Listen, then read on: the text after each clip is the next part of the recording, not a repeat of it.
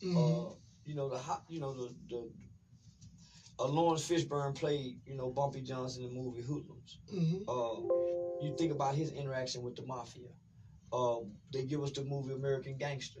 You think about Frank Lucas, his interaction with the mafia. For us down south, that's big screen movie shit. Big screen. Nigga won't never get to meet our Italian mafia. You know what I mean? Until these niggas go to the feds and run into the Gotti boys and all that kind of shit. Yeah. But other than that, boy, we country boy, we looking at that shit. That's Hollywood shit. Yeah. But when you go to New York, I've never in my life seen a Popeye's chicken rolled in Chinese. You can't understand what it's saying. You just know that's Popeye's chicken. I've never seen banks with different. So I seen different national flags flying. And it was almost confusing. It was like being in the world of countries, not a hood. Boom.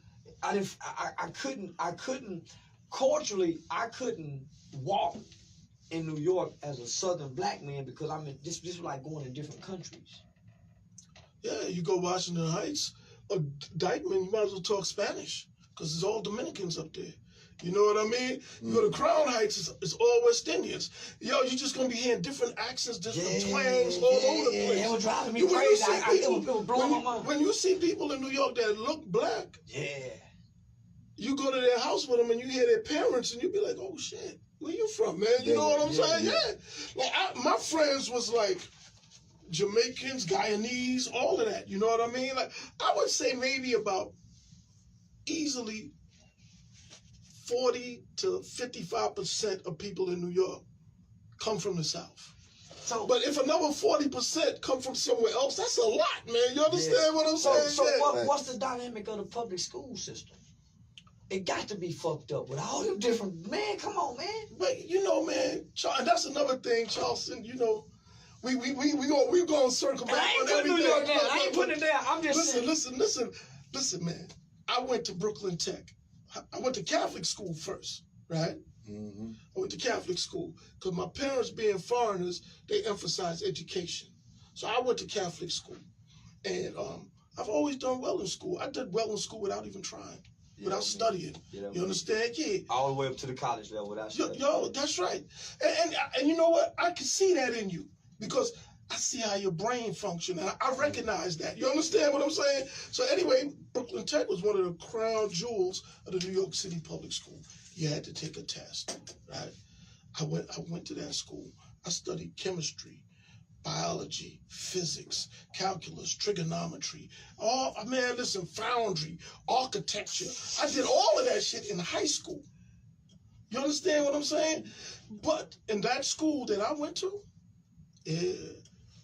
about 30% of those kids were Chinese. Yeah. In the 80s? In the 80s, bro. I graduated in 82. 30%? At least 30%. Well, that's when they had the exchange, I think. At least 30% of the students in that one school, because it's a specialized school. Okay. You got to understand something about foreigners, man. You see, I think a lot of times black Americans, and I identify as a black American. Yeah. I don't know nothing about knowing all of a country. This is it for me, right? Yeah. You understand what I'm saying? Let me be clear on that. Yo, let me be clear on that. I don't know shit about that, but this is. But foreigners, man, they emphasize education. And what's going on in the black community is there are no political solutions for cultural deficiencies. They just aren't. You know, you can vote for whoever you want. You can work the political system, but it has to happen in the house. Thanks. Foreigners push their kids to do well. So somebody might be saying, hey, watch me like, shit, your parents were pushing you to do well. Look at all the shit you got into. You know what I mean? But again, to be successful in anything, right or wrong, requires a degree of intellect. You understand? What nobody tells you is that prison is filled with a lot of non-critical thinkers. Not all, but most of them.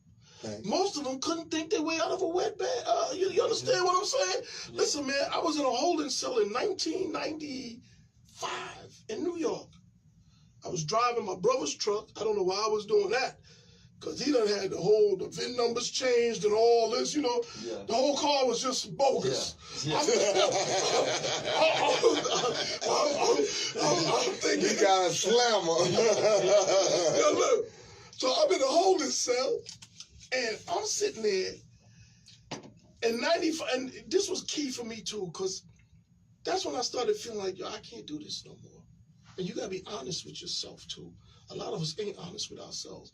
Me in the 80s, I've already been locked up thinking about what I'm gonna do when I get on the street. I even told a lawyer one time, look, man, if you take this money and if you take the money from my people for your pay, ain't gonna be no more where that come from. You give me on the street and the street's gonna pay you. The lawyer may bail me out. That's how I was in the 80s. In the 90s, I'm sitting in that cell and I'm like, yeah, I can't do this shit no more.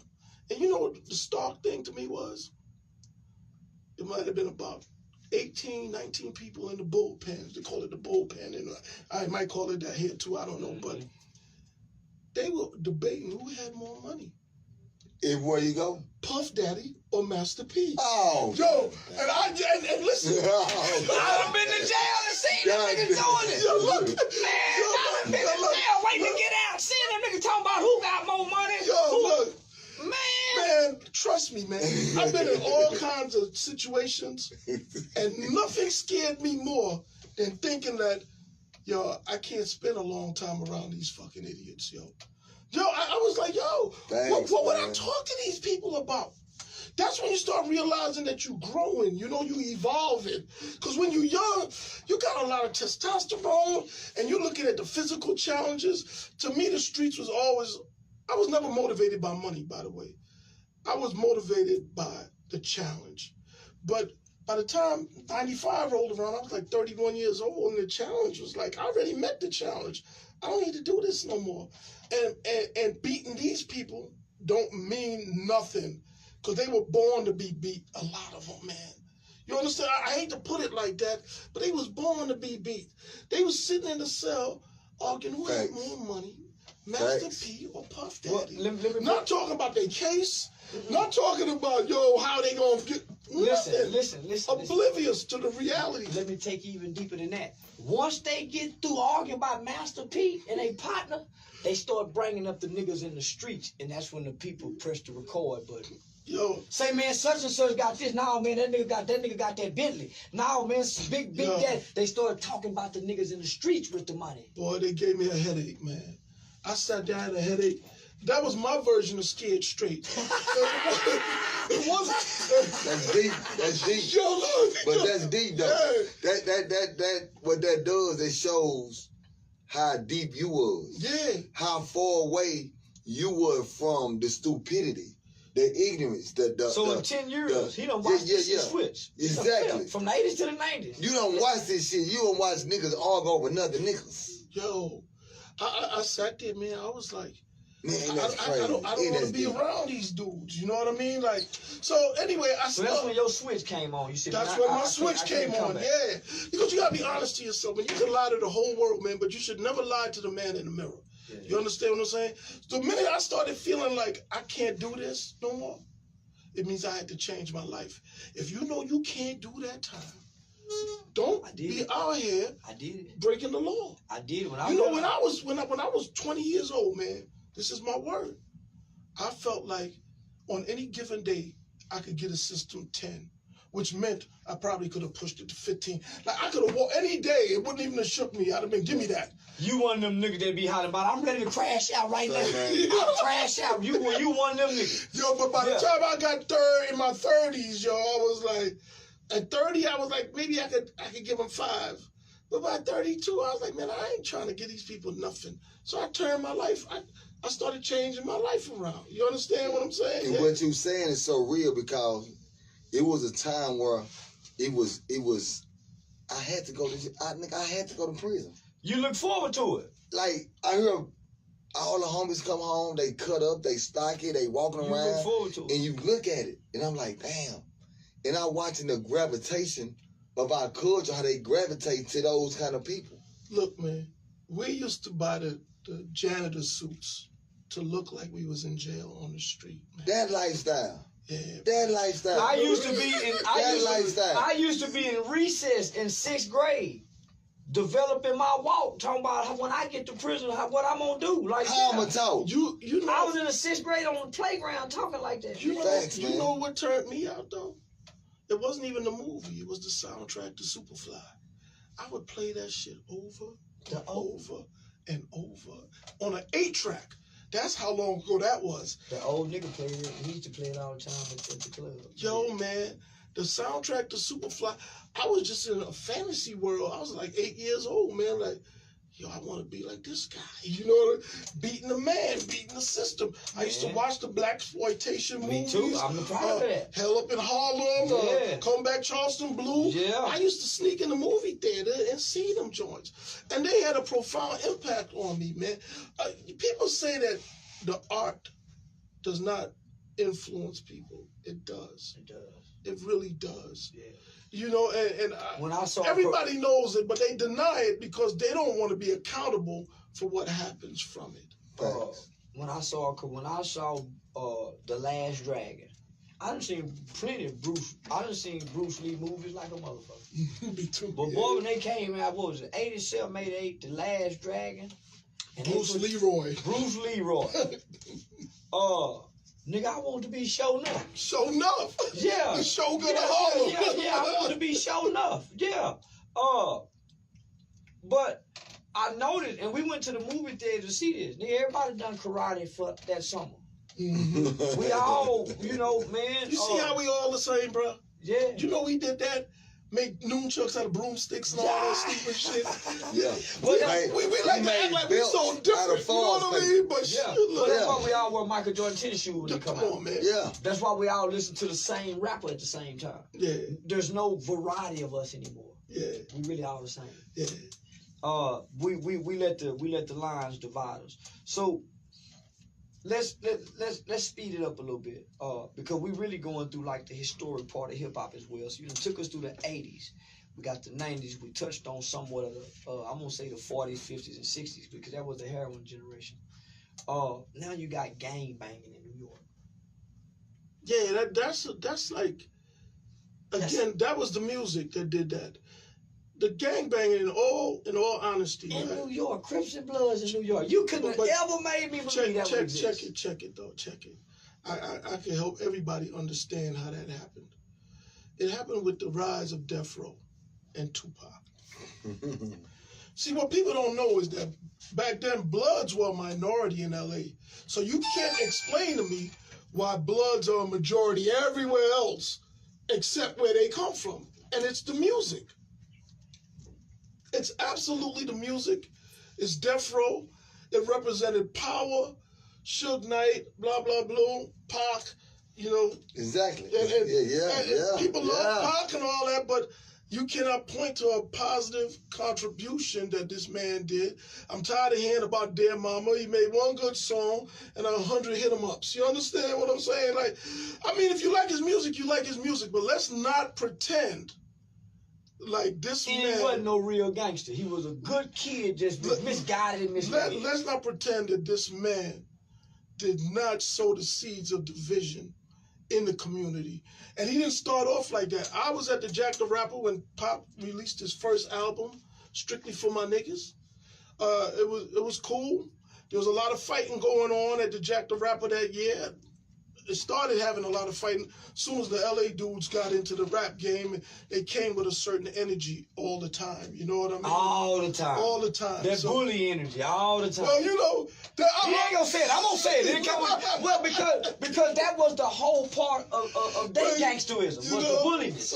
So I remember there was fighting, and the one thing that stuck out to me was that Pop was on stage and he grabbed the mic, and even though it was black people attacking black people, he was promoting turning on the police. You know, and that's a very familiar tactic that I see. Because we have no power over our own people, we look to find a unifying target. be it white supremacy, police brutality. We can't manage what's going on in our own community because the minute we try to tell our own people not to do this, they be like, man, who the fuck are you, man? Shut the fuck up. Nigga, I kill you, nigga. Yo, and everybody knows. Thing come out their mind. Nigga, I kill you. Yo, everybody knows this. This is why Farrakhan is in Chicago and he can't do shit about what's going on over there because nobody cares. Nobody cares what he has to say. If he's talking about white people, everybody gonna show up. And it gives the illusion that he has some influence over these people. But if you can't stop people from doing what they're doing, especially when it's self-destructive, you don't have no influence. That's why I stand up against this shit. If you can get people to march to D.C. and blame white people, we good for that. And I'm not saying that white people don't deserve some blame. But what do we control with each other? You understand what I'm saying? This is your crew in here. If they start acting up, if you can't tell them to, yo, man, chill, then I gotta be like, well, this ain't really your crew. Yeah. You don't have no power. You ain't got no power. You ain't got no power. And if you look at who we call leaders, all they do is express a safe perspective that keeps them from being scrutinized or challenged because they want to travel the path of least resistance, get their clout and their little bit of change or whatever they work in the room for, and go about their business. See, a real leader, man, would say the things that are unpopular because they need to be said. See, and that's where leadership comes from. Not that you're trying to find favor with people. You just broke down. You know what I mean? Listen. I've been trying to. You're New York, brother. Is that what happened to Malcolm? You know, oh man. Yeah, y'all know. Listen. We only know I'm gonna say, and it's not to you know what anything. No, I'm not gonna. I think Malcolm was a brilliant speaker, and when I say this, people take offense. I think Umar Johnson is today's Malcolm. You know, he got a great perspective. He's very, he talks circles around me. Malcolm, I couldn't debate Malcolm. You understand what I'm saying? However, what did they do? And Malcolm's greatest accomplishment was building the recruiting people to the Nation of Islam, right? Now check this out. I don't know how much he recruited. Elijah did a lot of work before Malcolm came. Malcolm, with his charisma, he helped, enlist the roster, open through members. But where Malcolm became irrelevant, and most people don't get it, is when he recruited Muhammad Ali. Muhammad Ali displaced Malcolm in the nation because now Muhammad Ali was a celebrity, a real celebrity. And he was engaging and charismatic. And you will see that as Ali's presence rose in the nation, Malcolm's declined. They didn't need him anymore. He actually recruited his replacement.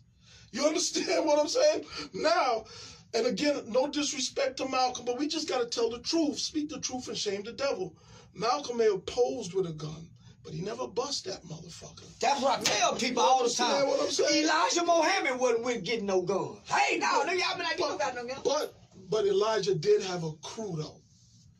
Jeremiah Shabazz and the others out of Philly were the gangsters in the nation. They were the ones that made it possible for Elijah to not get challenged on certain controversial things that I'm not even going to go down the rabbit hole with right now. But everybody knows what they are. And if you don't know who Jeremiah Shabazz is, you got to Google him and look up the Hanafi killings, Hanafi. Because Abdul Khalis, who had converted Lou Alcindor to Kareem Abdul-Jabbar, he spoke ill of Elijah Muhammad. He wrote letters to Elijah Muhammad calling him a hypocrite, which was a big insult in the nation. And do you know what happened to him for that? The crew from Philly went to his house in D.C., and they just missed him by 5 minutes, and they killed everybody in the house, drowned the babies and everything. This is documented fact. This is where the nation gets that ferocious reputation from, because they had gangsters, and you can't regulate nothing unless you got them kind of people in the cut somewhere. All you people pushing, people talking all this and thinking you're going to get up there and talk about how many books you read and wow people with your intelligence, you're not going to motherfucking regulate shit unless you could push a button and make shit happen. And that's what kept Elijah afloat. Otherwise, he would have been got challenged. The most hardcore dudes in the Nation of Islam were out of Philly and out of New Jersey. And when you look at who killed Malcolm, they came out of Jersey. And who went after Khalisim? They came out of Philly. But Jeremiah Shabazz, and he's on YouTube, you should hear what he got to say about Malcolm. He was making fun of Malcolm. He said Malcolm didn't like to work. He said Malcolm just liked to preach. This is what he said. He had Malcolm living with him. You know what I mean? I knew a brother named Sherman Muhammad who knew Jeremiah Shabazz. He said Jeremiah had gold doorknobs in his house in Philadelphia. Real gold doorknobs, you know what I mean? Yeah. And we talking about like in the early 70s, late 60s. Yeah. This is how he was moving. He didn't get them gold doorknobs selling bean pies. You understand what I'm saying? Yeah, real talk, real yo, talk, man, real there's talk. always a dark... This shit deep right here. Yo, look, man.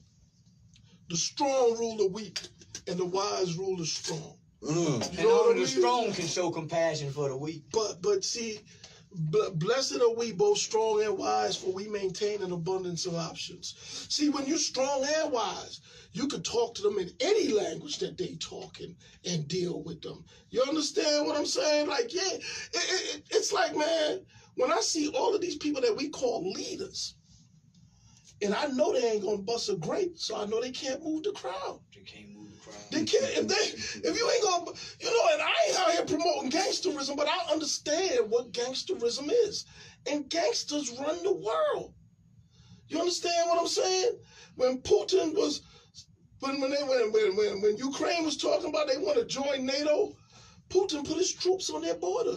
He didn't go to the United Nations and make a speech and got a round of applause. He said, y'all ain't gonna do it. Yo, and y'all see we're at war right now, don't you? Yo, and that's the only way shit happens. And that's why we need strong men. We need warriors. We don't need pontificators. We could send them out to deliver the message, but somebody got to get their hands dirty if you want to clean up the community. Let me just say this without hurting our monetization. And I'm gonna keep it politically correct because I got staff that I gotta pay. There's something that they call the dark web, and there's some groups, there's some individuals, there's some people. They invisible to us. They invisible to us, but they can push a button and make something happen. All day. That's how an 18-year-old kid can drive 4 or 5 hours and go kill 10 black people. Oh, brother, man, come on now. Woo! Charleston. Come on. You going there, huh? You going there. Well, I got to. I got to. Because we don't know gangster. Yeah. And that's why I use the term, I play gangster, you playing gangster, we playing gangster. No. This, man, we playing. We as black people, we playing with the guns and our concept and our ideology of what a gangster is. Boy, man, listen. It's funny you said that about, not funny like a humorist, but look, man, there's more to what's going on in the world than meets the eye. Facts, man. You know? And, facts. And the truth is a heavy burden. I don't know if people can handle the truth. I don't think so. And that's why they deny it when you present it to them. That's why they don't speak it. They rather just go to hookah and do whatever they do, whatever distractions they indulge in. They don't want to speak it. Yo, man, you know, this 18-year-old kid working at McDonald's, living with his grandmother, he go buy 2 ARs. He got this truck. He's tactical. Yo, look, I'm talking about in Uvalde. You was talking about Buffalo, right? Yeah. I'm talking about Uvalde. Same thing. Same thing. It's the same mechanism at work here. Yeah. It's going to be the mental health piece. Listen, I work in mental health. I'm being trained and certified in adult, juvenile, and youth mental health. 3 different components. I work in mental health, and I can tell you, by and large, people with mental health illnesses are more apt to hurt themselves than other people. No, they're not violent. Hey, hold on. They're not violent. All I want is for everybody to catch what he just said. No, they're not violent. Catch what he just said. And I've been saying that for so long. Yeah. I don't want to hear nothing about nobody saying mental health when it got to do with somebody hurting somebody else. Because you just said it. No. They more apt to hurt themselves than other people. You just said it, man. And there's a pattern. You see the man Frank James in New York shoot up the subway with the smoke bombs. Yeah. This man, he homeless. He renting trucks, got guns, smoke bombs. Where they getting the money to buy all of this? There's something else at play here. I don't want to say I know what it is, but I have a strong idea, but I don't want to put it out there like that. Because I'm not trying to be the black Alex Jones, okay? That's not what I'm trying to do. I'm really trying to help us as much as I can, where I can. And I'm not trying to be the person, the hero. I just feel as a man, I have to step up and do my part. Because in the black community, what we need is more unsung heroes. People who do what has to be done without trying to get recognition and rewards just because they can and they should. You know what I mean? And by leading by example, look, man, I'll be 58 in September, right? Look at me. To this day, I still prepare for war. Yeah. All day, every day. My mind is on that. My body. I don't walk around like I'm a pushover, because I'm not. I'm on go because I understand how serious it is out here all day. And let me tell you something else. Not to scare, anybody. I love it. Not to scare anybody. But when I walk out the house, if I say my prayers every morning. Yes, I'm a spiritual man. I'm a believer. I believe in God. I say my prayers every morning. But when I walk out that door, I am ready to die or kill if necessary. Yeah, for the right cause. Every single day. Every moment of it. Every moment of it. Because it's that serious out here for us. It doesn't mean you can't have fun. But yo, man, a man has to be a warrior for the people that he loves. His woman, his children. And you have to have that warrior spirit. And it doesn't mean that I'm a troublemaker. Because I'm the most please, thank you, excuse me, brother, you could ever want to meet. As a matter of fact, when I see strangers, black men, how you doing, brother? Say, look out, black man. Hey, what's going on, brother? Yeah, because I try to spread that. You understand what I'm saying? Hey, what's up, brother? Yeah. Hey, look out, soul. Yeah. I ain't walking around with no kind of, get out my way, man. You don't want none of this, none of that. Yeah. But internally, I am ready for the enemy. And it ain't gonna be easy for him. I ain't saying that he gonna lose. I don't know. But he gonna have to. He gonna have to. I just know. He gonna get his witness. He gotta eat his witness. You understand what I'm saying? Real life. I just know win or lose, you got to be ready. You gotta be ready. And if you're not ready, you gonna cower out. You gonna cower out, man. And the thing is, like we was talking earlier, the reason why I say it may sound dramatic, but what it is with me, I learned this as a young dude when I was wild. When I said I was ready to go to prison for 10 years on any given day, it was part of my psychology. You own the loss so you can claim the victory. Yeah. You understand what I'm saying? Yeah. You own the loss so you can claim the victory. Because people don't win because they're scared to lose. So own the loss from the gate. So you know what? I can handle that. If that's what it is, so be it. And you become so fearless that you fuck around and win, man. You understand? So when I say I walk out the door and I'm ready to die, tomorrow's promised to no one, man. No one. Man, I found an old video. Man, I'm cussing out the police. Man, I'm saying some shit. I'm saying I'm ready to die. Y'all can shoot me. I'm antagonizing. And I'm saying to myself, man, what the fuck? But that was my mentality because I understood I was in the community fighting for something. I'm on the front lines in the community, working with kids, speaking out against police injustices, going downtown at every city council meeting. Nah, man, you got to be ready to die. Look, fucking with these people. Look, man, in 1992, I was in Raleigh, North Carolina, and my cousin, my first cousin, blood cousin, my mom and his mom's sisters.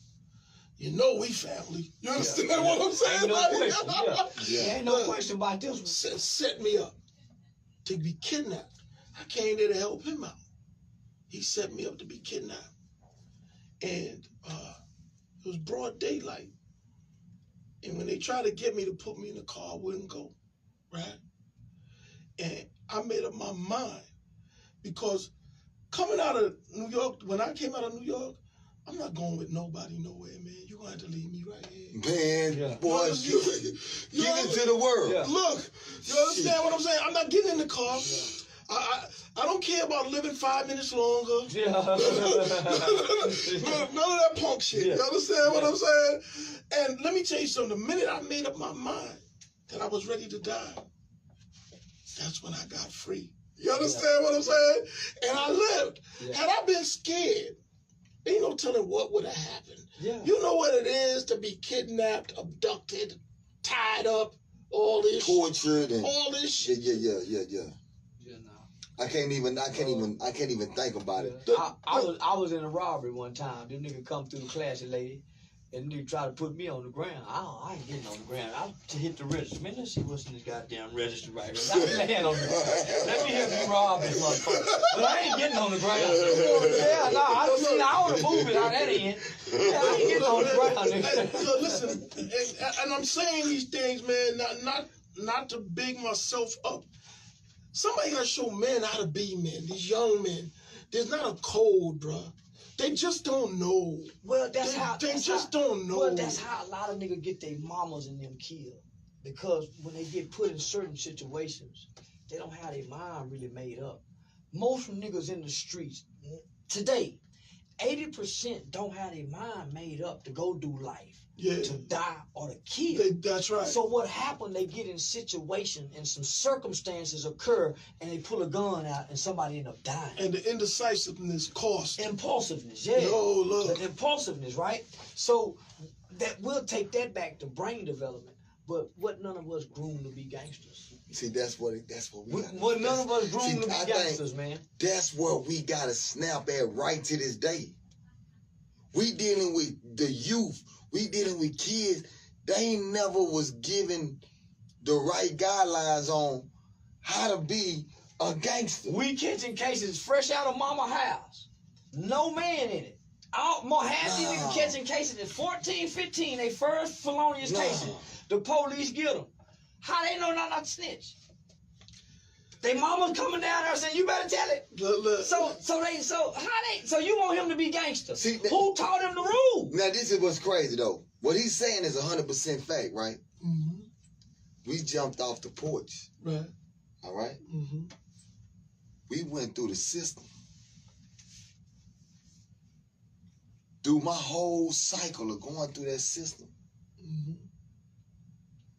The last 4 years is when I ran into real gangsters. Nigga been down there 18 years. Listen to what I'm saying. I've been down here. I did 18 years flat. Nigga playing gangster, doing everything. Listen, playing gangster, doing everything you could count. And then you ran into the real deal. When I ran into these motherfuckers that, man, you locked up how long? Now I've been locked up 37 years. Like, God damn. And you heard what you speak now. Yeah. I heard then. Mm-hmm. And we asked about a reality check. That was my reality check. That was your reality And check. that's what I say. All young niggas got to go to prison because this where they go meet the real ones. Check. Like, you won't get to really meet them out here because they don't talk. So when they hear us talk, mm-hmm. Dewberry, man, you talking like that? Nah, man, you gangster, my nigga. Nigga, you don't even know what gangster is. You can't do 40 years. You don't even know what gangster is. You don't even know what defines the word gangster. You don't understand the orchestration. You don't even understand the goddamn thing because you niggas nowadays will commit a crime and go on Instagram and tell about the goddamn crime. No, listen. Make songs about it. This is when I realized me and my generation not gangster. Because I started paying attention at the funerals. when they open the casket and niggas see that dead body, niggas crying. Oh, my nigga, oh, my nigga. Nigga, we killing people. We hold up. Listen, Then you putting your nigga on a t-shirt. Nigga, well, that nigga was a gangster. What are you doing on a t-shirt? Look, I'm not here to promote the wrong values, but I'm going to say this. In 1987, December, a good friend of mine, Juan Tomas Melendez, got murdered. The individual who murdered him, his name is Ricky Law. Ricky Law was out on parole. We went to the funeral home, myself and 3 others, and we spoke to his mom and all that. Man, we was out looking for Ricky Law. You know how hard we was looking for Ricky Law? Right on Jamaica Avenue where the parole office was. Busy area, commercial area, shopping, all that. I mean, like going shopping for clothes and all that. Business area. Yeah. It was one of those buildings, I think like 162nd or 63rd Street, I can't remember. And we were parked in the car on the block with the parole office, where armed parole officers and police at, and we didn't give a fuck. If Ricky Law had showed up, because nobody told the police he did it, but we knew he did it. If Ricky Law had showed up, I wouldn't be here right now talking to y'all. And you know what? At that time in my life, I was okay with that. I owned the loss because my man got killed. And when he was dead, they robbed his body on the ground while he was dead. Turned his pockets out and all that. It was the greatest offense. We went to the funeral home, talked to his mom. We didn't even stay. We left the damn funeral home because we was trying to get Ricky before Juan went in the ground. You understand what I'm saying? So I know what it is, man. I know what it is. But again, man, you gotta think. We put ourselves in situations. Sometimes, man, God saves us from ourselves.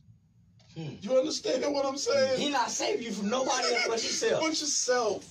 Because you understand what I'm saying? Like, yo, God, I don't want to be that fucked up where you gotta save me from me. I don't want to be that fucked up. I've been that guy a few times, yo. I've been that guy a few times. And that's why I try to do so much positive things now. Because I feel like I was spared, man. Yo, man, when I look back at my life, I said, God damn it, you didn't like yourself? Yeah. What was you doing? Like, you just trying to throw it away? Like, you understand what I'm saying? All this stuff that they glamorize now, right? And you don't have to be a gangster to be a real man. Let me say that. Real life. A real man is above a gangster. Real life. All the things that gangsters do that are honorable are right in alignment with what men do. That's what makes it honorable. You understand what I'm saying? That's what makes the gangsterism honorable, because he's trying to align with men principles. That's right. It's just that he's pretending over here and then coming back. Yeah, there's no higher title for a male child to have than to be an honorable man. Grown man. Yo, going to work, taking care of his family, his kids. There's nothing more respectable than that. Protecting your family. You go to work every day, but if somebody come in that door, they over your dead body, literally and figuratively. Life. You understand? Life. That's a real man. Life. There's nothing more admirable than that. So all this other talk, like people taking the scenic route, and they going through gangsterism like I did as a kid. It was like a rite of passage. I wanted to demonstrate valor and honor and all these things, but that's not the only place where you could demonstrate that. Yeah. That's one of the most, Yeah. There's actually some manhood principles and trainings that you can go through. That's right. Where you don't have to go through the Exactly. Because what you really want to be is not a gangster. You want to be a man. You want to be a in the true sense of the man. word. You want to be a man.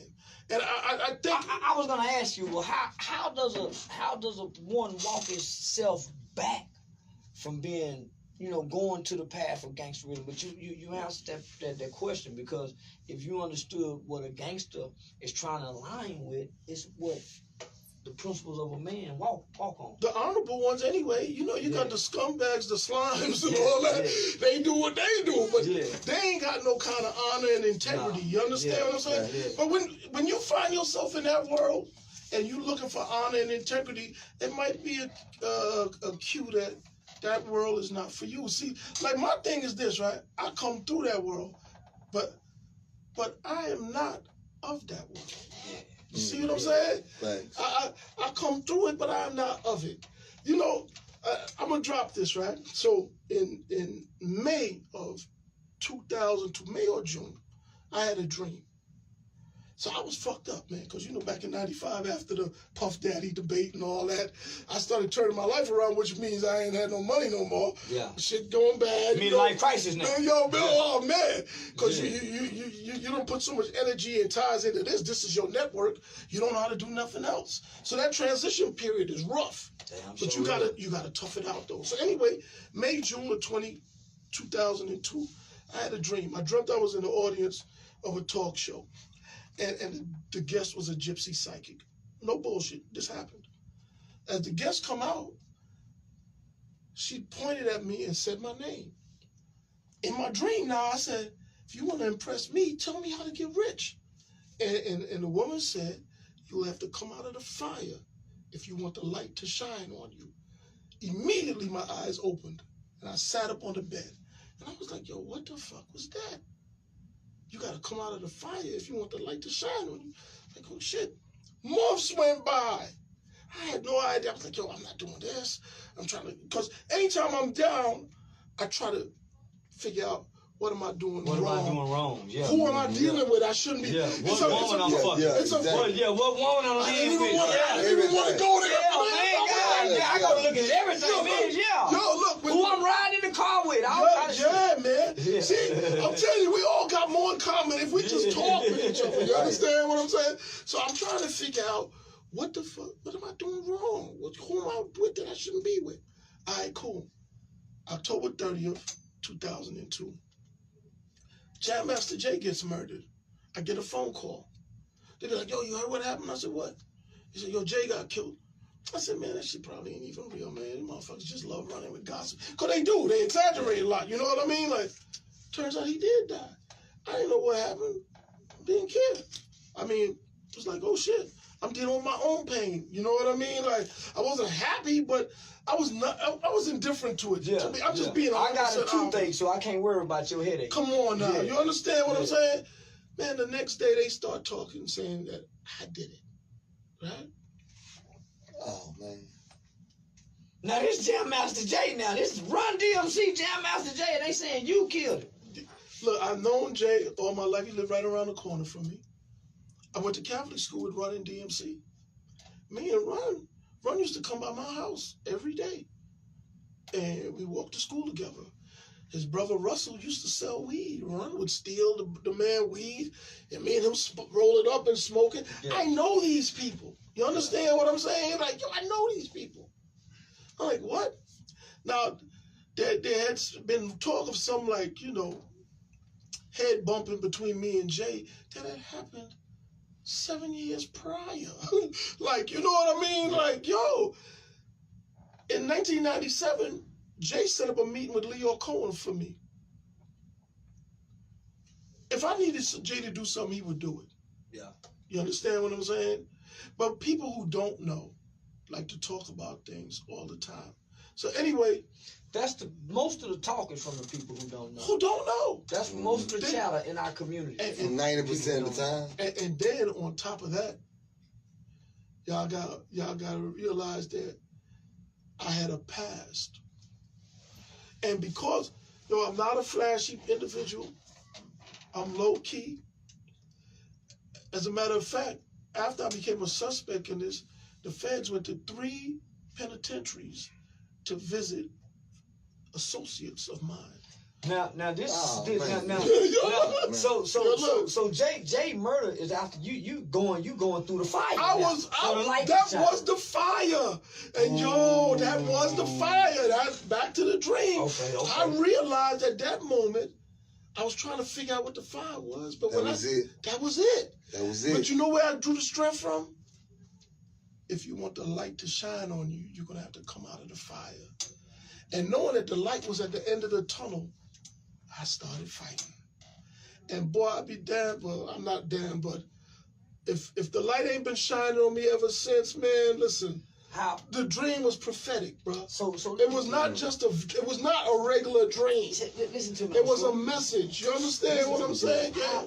Now that's some fire most people can't come out of. Yeah, that's a major fire. Listen, and I was broke. Especially the way that y'all getting down there in New York. So it's like, well, but then plus the name, who it is, they that's what I'm you done saying. this to. Listen, man. At the time, there was a couple things going on. They were offering a $500,000 reward for information leading to the arrest of the person responsible. Simultaneously, they put my name out there.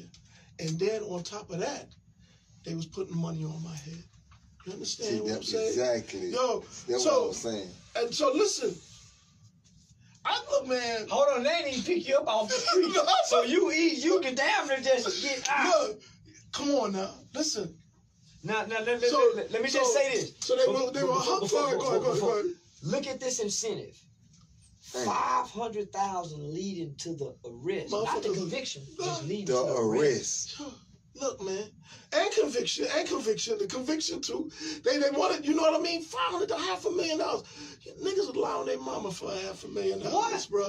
You know what I'm saying? Like, yo, look. So and they put my name out there and dangling a reward and all this, and supposedly they got people. You walk on the street, that's all that's going on. Man, I was walking past the newsstand because we used to read the newspaper back then, not like online. Yeah. And I'm looking at my name on the front page of the paper in New York. My a buddy of mine, he was down in Atlanta from New York too. He called me. He said, "Man, they saying you did it, man. Yo, you got to get the fuck out of there." And I was like, "Yo, where am I gonna go?" You know when people be talking about running, you need money to run. What you gonna do?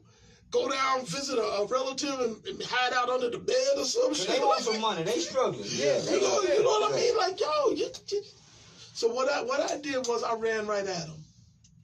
I reached out to this attorney, Marvin Kornberg.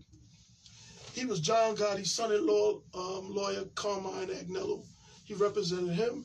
He represented Justin Volpe, the cop that put the plunger in Abner Louima's ass. And he represented the 4 cops that shot Amadou Diallo 41 times. So he's a big name lawyer, right? He got it there. Yeah, he real good. He a big name. So I called him, and I'll never forget.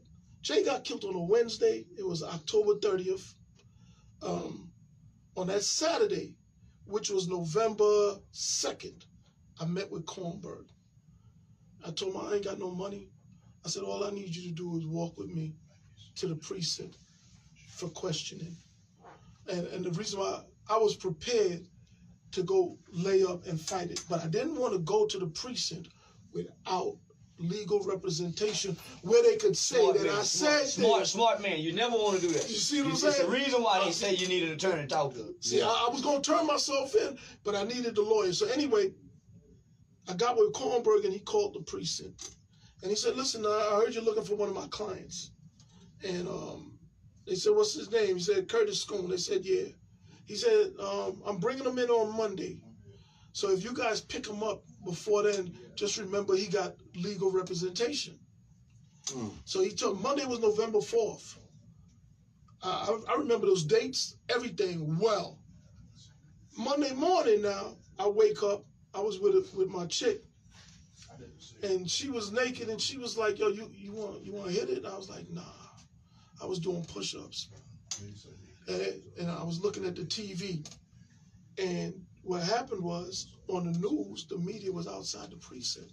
They was waiting for me to come because the police had tipped them off that I was coming in. Because it's a big case, right? Very big case. We all, yeah. You know what I mean? Yeah, that was humongous. Bruh, I put on 2 pairs of socks, 2 pairs of boxers, 2 T-shirts, my starter kit, because I'm going to Rikers Island, and I got to wait for somebody to bring me some stuff up, and I wanted to have where I could wash out one and change it up. You understand what I'm saying? Yeah. This is how I'm thinking. You understand what I'm saying? Yeah. See, I'm a man that I embrace what's coming at me. Yeah. I don't be buckling and crying. Real life. You understand what I'm saying? So we get there and Kornberg says to me, he said, look, we're not going in no more. And I was like, why? What's up? Like, I was like, I'm ready to go. Because I made up my mind. I own the loss. Take his head on. You understand what? I always own the loss first. Yeah. And then claim the victory. Yeah. I had owned the loss. So he said, look, man, you see what's going on TV? Last thing I want is to walk you over there and somebody say, recognize, look at you on TV and say they saw you outside the studio, blah, blah, blah. He called the police and screamed on them. Said, you shouldn't have done that. Now I'm not bringing them in. And if you want him, you're going to have to charge him. That's what he said. He put the pressure back on him. He put the pressure back on him. Yeah. So I'm sitting in the office with him. And him and another Jewish lawyer, they was talking. And they grilling me. They like, come on, man, did you whack him? I told them, I said, why would I do that? How could I get water from a rock? So I use that reference on purpose because Moses took his staff and hit the rock and water came forth from it. Yeah.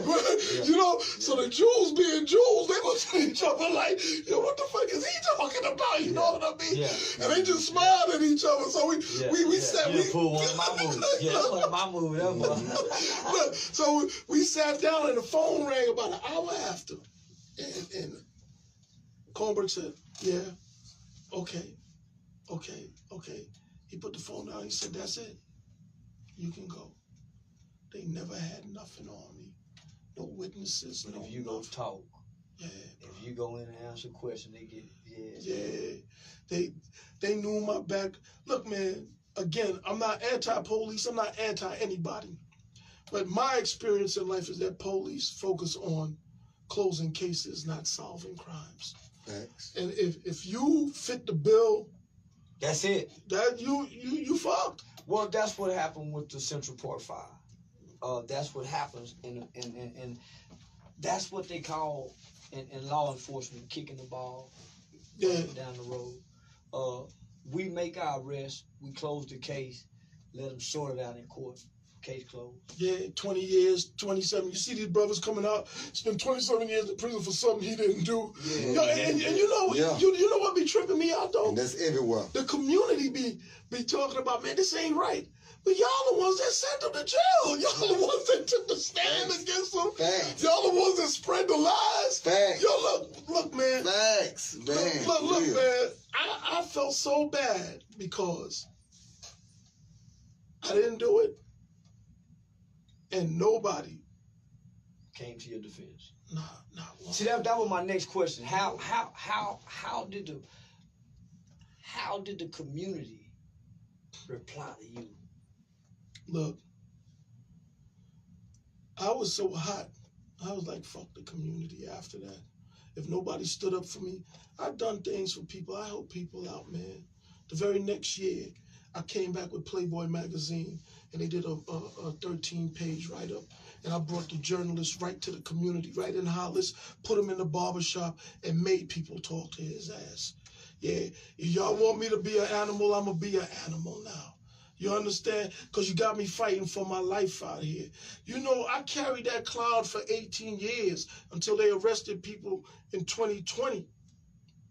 And while I was doing that, I done started a business, employed 20 W-2 workers, 40 contractors, serving 1,000 people. I done made films. I done contributed to books that got Starred Review and Publishers Weekly, Queens Reign Supreme, produced on TV, American Gangster, became a published journalist. I did all of this shit with a cloud over my head. So that, see, you know, man, see, he read my mind. I'm asking these questions in my head. See, this like a wrongfully convicted nigga. This like a nigga been in prison, been wrongfully convicted, and he's finally been cleared and freed, and he's not angry, he's not resentful. Or is there any resentment? Or is there any? If I'm gonna keep it a buck, I'm not mad at nobody. I don't hate anybody, but I don't fuck with niggas too tough, bro. That hurt, didn't it, man? Yeah, man. Yeah, that hurt. Yeah, that hurt. Yeah, that hurt. So you can say that hurt, man. But let's take it. That hurt, man. But let's go back to the beginning of the show. You said after that incident, because of your past, you wanted to work so hard to change how people see you. Yeah, People man. must have really thought that. They did. They did. Based on who you, not who you were, but what you've done. Listen. I take ownership for promoting certain imagery of myself, but it was done not. You know, when you're a lone wolf like myself, sometimes the only thing that keep you safe is that you keep people thinking, damn, I don't know if I should fuck with him right now, man. That nigga dangerous. Yeah. So as a defense mechanism, I promoted a certain image of myself that became obsolete at a certain point because it was no longer necessary. But it came back and bit me in the ass, man. You know what I mean? But still, I'm telling you, man, there's so much shit that I could talk about. Well, people I did things for. Look, man, I'm going to give you another story. And I'm going to say names because I know the police going to be watching this because in 2020, the U.S. attorney reached out to my attorney and offered me immunity to talk to them on the record about the case. They know they done you wrong. I felt like they was trying to fuck me again because the only reason they would want to talk to me is because they want me to assassinate Jay's character. They building a case that he was involved with drugs, so they wanted me to verify that without the street gangster guy with this reputation.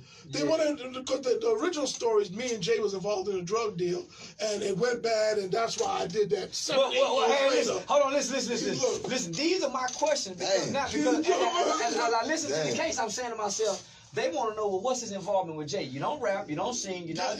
Why Jay fucking with him? But y'all childhood. But they wanted. I believe what they wanted was for me to confirm that Jay was a drug dealer because Jay's people, while they were running to the police, they didn't really stop to think that the police was going to check into his background too, because they don't know nothing about the police. The police investigate everybody. You understand what I'm saying? Mm-hmm. Everybody is a goddamn suspect to the police. You know what I mean? Everybody. You know what I mean? So, but they ran to the police, and then they had to try to cover it up and clean it up and be like, Jay was just a DJ and this, that, that.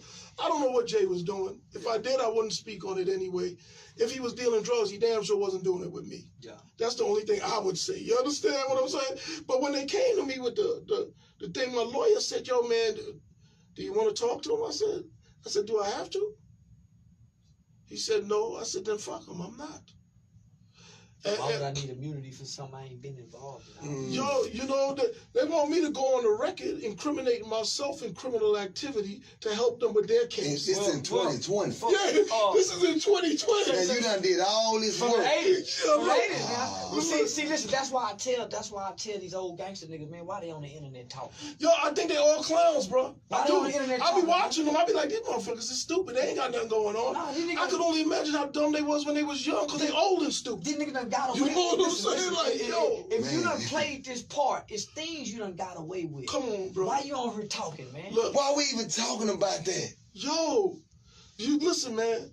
So anyway, I didn't do that. I didn't bother with that at all. They got to deal with their case. And I told my attorney, I said, look, man, those people knew I didn't do this all this time. And they left that cloud hanging over my head, man. Nobody in Jay's family, in his circle, ever said, yo, Scoon didn't do that. It's obvious I didn't do it, man. Look, if they didn't come get me, they had so many different suspects, right? But they left my name out there for me to have to answer. For people on social media talking about, man, fuck you, you killed Jam Master Jay. So through all these barriers, obstacles, adversity, and man, even the threat of death over your life, how do you build these businesses? How do you look, man? How do you mentally?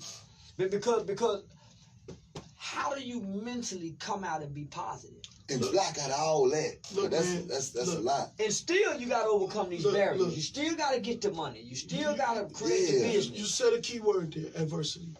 Adversity introduces a man to himself. You don't know who you are till you've confronted with adversity. You may think you somebody, Hmm.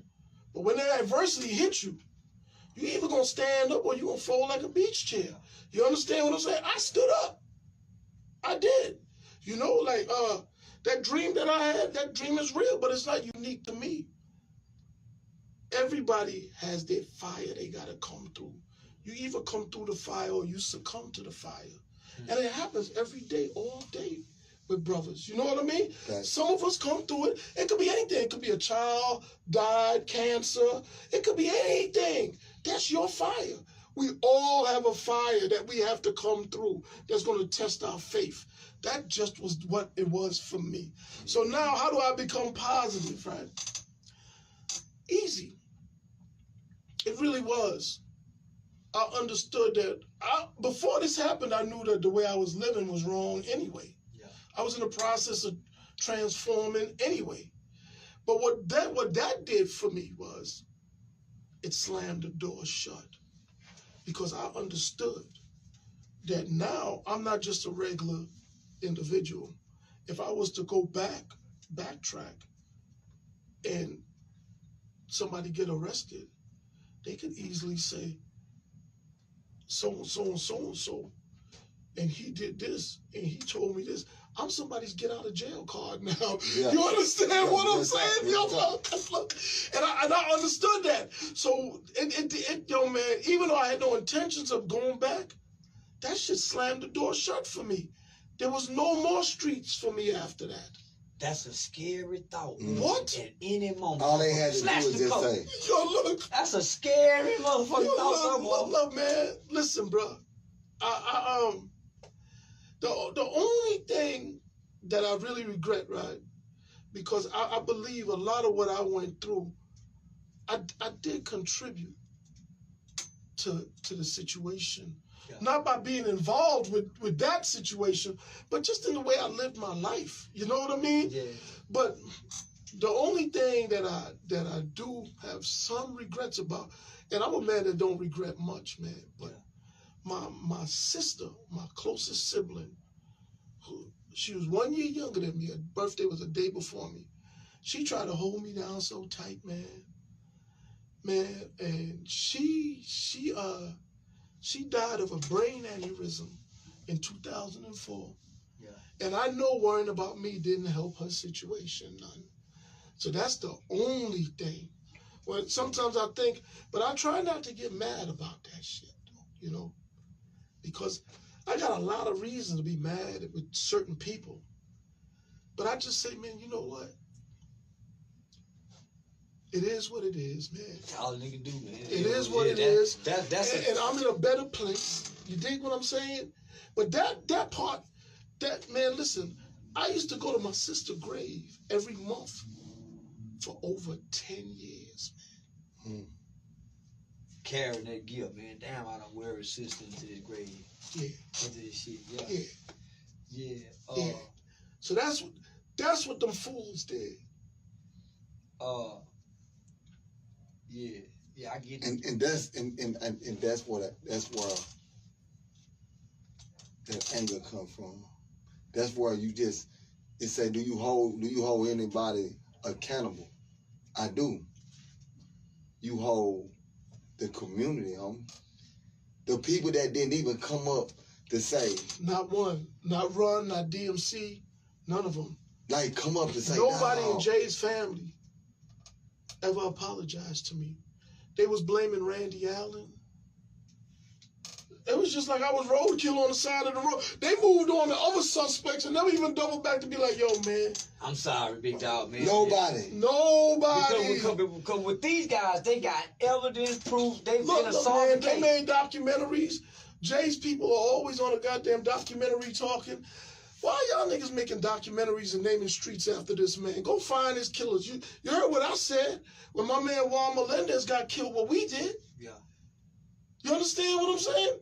All Jay people ever did was get on documentaries, have fucking parties in his honor. Look. There's a slimy Steve LaBelle, right? He's the white dude out of Flushing. He got on the Jay bandwagon. he used his association with Run DMC to get a job at Relativity Records. And most people don't know at Relativity they were distributing Bone Thugs and Harmony. Yeah. I would go up to Relativity like damn near like a year and a half after their album came out. These dudes were selling 85,000 copies a week. Still, a year and a half after, Relativity made a lot of money off of Bone Thugs and Harmony, right? Steve ended up being their manager. He used that to get close to Nipsey Hussle, to infiltrate with the... I met him at the funeral. Who, you met Steve? Yeah. Scumbag. Steve, if you're watching, I know what you did, bro. So anyway... He got close with all them LA dudes and all. They don't even know who they fucking with, man. I met him at the funeral. We walked in the funeral with him. Look, they don't even know who they fucking with, man. This dude, they had a Jam Master Jay weed strain. All he got his idea is how to monetize black folk. Marry Sean Kingston's mother. Like, this is a bottom-feeding white boy here, bro. Good God almighty. Marry Sean Kingston's mama? Yeah, he did. Yeah. He'll do anything for $1. He's the epitome, the personification of a bloodsucker. Yeah. You understand what I'm saying? A leech. Yeah. And he told this other dude, they did a documentary, and he helped put it together.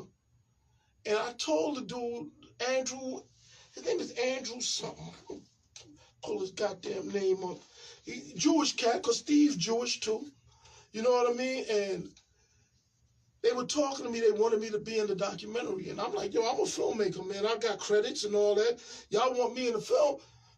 Put me on the payroll. See, they always want us to do shit for free. Yep. They don't never want to pay us. Collaboration. No, pay me, motherfucker. Yeah. Fuck collab. Pay me. Our content is so good, but they never want to pay us. So Steve is telling Andrew to get at me, and they got this dude, Dave Seabrooks. And they got Dave on the camera talking about me and Jay selling drugs and all this shit, man. Jay is Sammy the Bull Bravano's son-in-law. And I knew it, man. And you know when they were doing this shit, man? I was back in Coleman Young in Detroit in his run for Congress. Mm-hmm. He ran for mayor in 2017. I was his #1 backer then. And he ran for Congress in 2018. Now he's a councilman at large. And I backed him every step of the way, making campaign commercials and everything for him. And they put this story out about me selling drugs that had nothing to do with Jay. While I was in the middle of all of that, and I'm talking to the Jew guy, the producer, and I'm like, look, man, I could give you some insight. You could bounce shit off for me, man, but I can't get on camera because this is what I'm doing. Here he is, Andrew Siegman. This is the last message I sent him. What did it say? When this case is over, you better get lawyered up. Damn right. I don't fuck with these people, man. Fuck hip-hop. Fuck all these fake-ass gangsters. Motherfuckers is trampling on us. All these people doing is being minstrels and motherfucking Sambos trying to get money. You put a camera in front of them, they'll say anything and do anything and be co-conspirators in tearing other black people down for money. And even I to ain't get a with nigga it. killed. Yeah, you know, get a nigga killed. So, you understand what I'm saying? Andrew Siegman, that's his name. And Steve LaBelle was feeding him information. And I'm trying to do good, get a black man elected and all that. They put this documentary out talking about I was buying drugs in California and all this. First of all, even if it's true, it got nothing to do with this man's life. Why are you fucking with me like that? See, when you people fuck with me, man, it means I'm going to fuck with you. And you ain't going to like it, because I don't just do it, I overdo it. I don't know when to stop. Never Yeah, that's get it. how I am. Yeah, that's how I am. Yeah. You know, once you fuck with me, you don't get to decide when it's over. That's right. No. Yeah, You so, cannot overdo it. You don't get to decide how far we taking this. Yeah, man. Yeah. yeah, yo, man, the reason why I sent him that because my goddaughter's mother, that was a screenshot I sent to him. Yeah. My goddaughter, she was like 9 years old when she was watching that, her family. her mother's family. And she was like, that's not my godfather. My godfather's nice. He this, he that, the other. These people, they will malign you, man, and walk away like it's nothing. Like it's fucking nothing. So Steve LaBelle, fuck you. Keep picking up bottom of the barrel black women, trying to ingratiate yourself to the black community. You ain't nothing but a goddamn, what Farrakhan call him, a blood-sucking leech. So how you get involved with the American Gangster movie? Oh, well, you know, one of my things is, not the movie, that was the series. One of my things... The BET American Gangster. Yeah. I produced the Jamaican Child Posse episode. I co-produced the Supreme McGriff episode. And I was a consultant, really a producer, but I didn't get the credit for producing on the Fat Cat Nichols episode. So I worked with them three years straight, and each year they increased my role because I made things happen for them. You know, and one of my things is that, a blessing and a curse are one and the same, the difference being in the application, right? So that's how Vlad TV did, was took y'all concept. Well, I got Vlad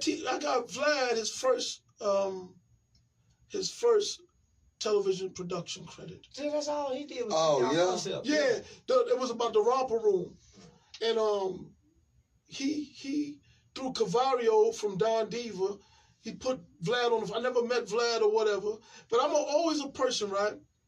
I always believe in doing things for people. You know, the best way to receive is to give. You understand what I'm saying? Yeah. So, I'm a giving person in that respect, because I lead by example. So he put Vlad on the phone, and Vlad wanted to get the romper room by Matt Dre and them and all that.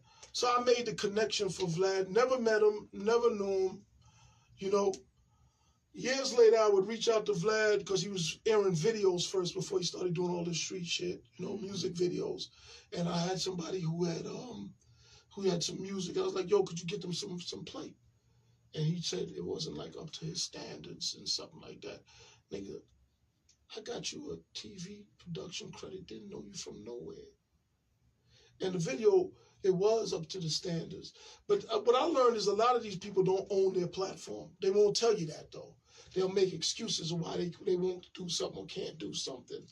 But I just felt like, that's what started breaking my heart about black people. When I started they don't own shit. They don't own nothing. They'll make excuses right there. Say, now, man, either now, homie, I gotta go over here, this really heals. Yeah. That's what started breaking my heart. No, real tough. That's how I felt. That's how I found my man them here, man. I came here looking for another black man, thinking he owned this, after being rejected by a Jewish woman is real powerful around here, right? Yeah. My heart was broken. I ain't know where to go. So I came here looking for another black man. And so this black man said, I own it. No, you ain't own it. He's not the other dude. He said, I own it. Man, that nigga told me he owned it. They break your heart so much, man. Like, I love black people, man. I love them too, man. I try not to rely on black people too much. You know what I mean? Because of that. Because I don't want them to break my heart over and over where I start not liking them. I want to stay loving them. Yeah. So I don't put them in a position to disappoint me. Yeah. You dig what I'm saying? But Vlad, he's not black, and he's just like Steve LaBelle. Yeah. He got a black wife, he work in the room, man. He used Lord Jamar and all of them. And now, look, man, Vlad has asked me to be on his show. I would never go on his show because of my personal experience with him. I don't have anything against, I wouldn't tell anybody else not to go there. But if I get you your very first TV production credit, and all I asked you to do was to play a video, and you gave me an excuse, I just think you're a piece of shit, man. Well, Vlad, you ever invite me? I'm going to explain this shit here, motherfucker. Yeah, Vlad, you put me back. I'm going to make you explain this shit, man. Look, motherfuckers told me Vlad don't even be in the studio. You be talking to a screen. Yeah, you do. Yeah. No, listen. See, now check this out, right? When I told you I would do your show, I'm coming to you. Yeah, because this is what men do. Men sit down and say what they have to say and stand on it, face to face. And you know what? You know what I liked about Charleston? Charleston go everywhere by himself. You know who else do that? Me. You know what I'm saying? Yo, real talk. Yo, man, so I was like, I'm going to go down to Texas. I've never been to Dallas before. Never in my life. That way.